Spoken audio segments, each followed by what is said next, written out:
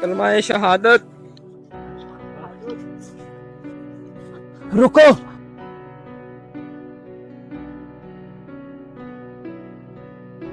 क्या हुआ अंकल?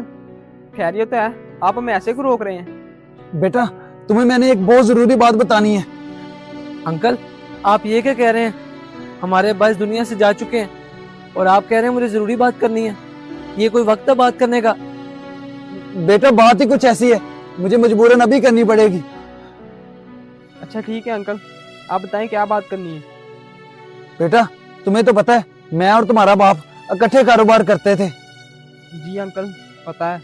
तो बेटा, तुम्हारे बाप ने कारोबार के पैसों के अलावा मुझसे 10 लाख रुपए उधार लिए थे। खुदा न खास्ता अगर मुझे कुछ हो जाता है तो उसने बोला था कि तुम अपने पैसे मेरे बेटों या मेरी एक बेटी है उससे ले सकते हो।